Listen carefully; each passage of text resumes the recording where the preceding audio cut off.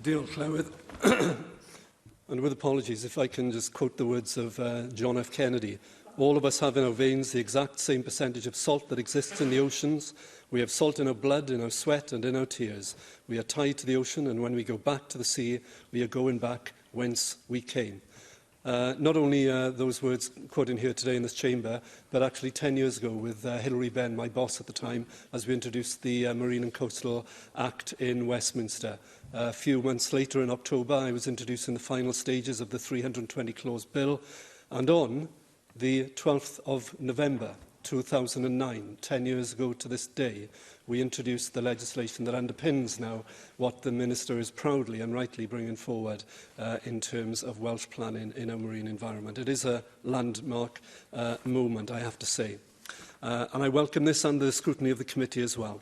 Could I ask just a few questions? First of all, what is the Minister's view on the ongoing campaign by the Marine Conservation Society and others for highly protected marine conservation areas as a sort of gold standard zone?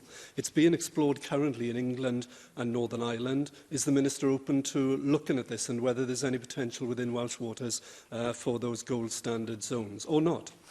How does this plan today contribute to the reality around the whole of the UK to this ecologically coherent network of marine conservation areas, especially in the light of accelerating warming of the oceans when species migrate, but also even habitats can have soft and fluid edges? Could she reiterate, put on record again, that decisions going forward, particularly in implementation, balancing the economic and social activities and conservation will always be based on the most sound evidence, including the very best environmental baseline analysis? And in respect of fossil fuels, and I welcome the clarity given here very much in this statement here, can I ask what are those powers which Welsh Government has at its disposal to reject fossil fuel extraction in these precious waters, but not least in the offshore waters? Powers over, for example, onshore and nearshore facilities used to support and service extraction, we could use those. Powers to influence the Westminster Government in line with the overarching Marine and Coastal Access Act, which has duties upon the four governments and administrations of the UK to talk together and plan together properly. What is the Irish Government's position on fossil fuels, and can we work with them?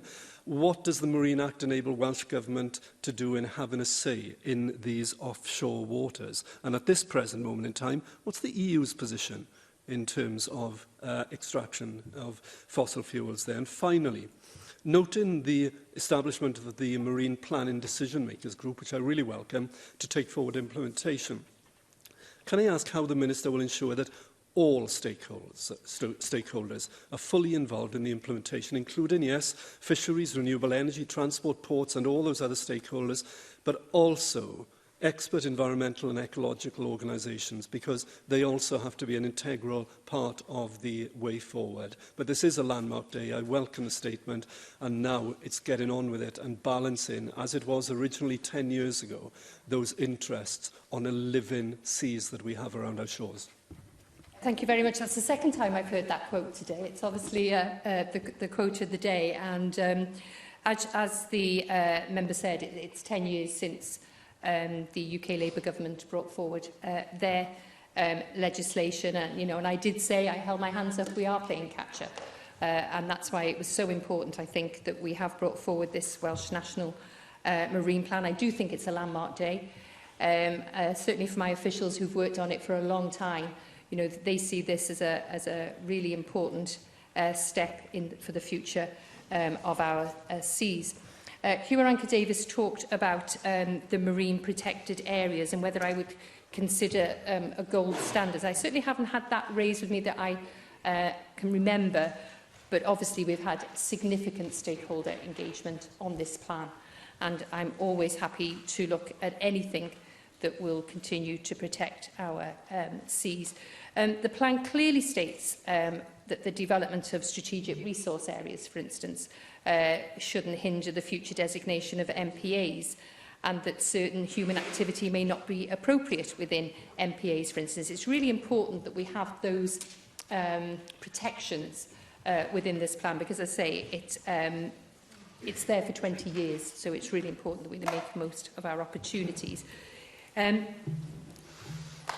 Regarding the fossil fuels and the oil and gas, I did want to be very clear about the differences between the two governments. However, oil and gas consenting is a reserve matter for the UK government across most of our Welsh seas, as the member knows, but we are responsible for nature conservation, we're responsible for environmental protection, and that's why we've put in place a wide range of measures to ensure that those safeguards are in place. I met with the Minister for Climate Change Mitigation in Ireland when I was at the Marine Energy Conference, and this was an issue that we discussed sort of generally, but I think we do need to ensure that all the countries that I spoke about those cross-border arrangements, that we know very clearly where we have the powers and what we are able to do with those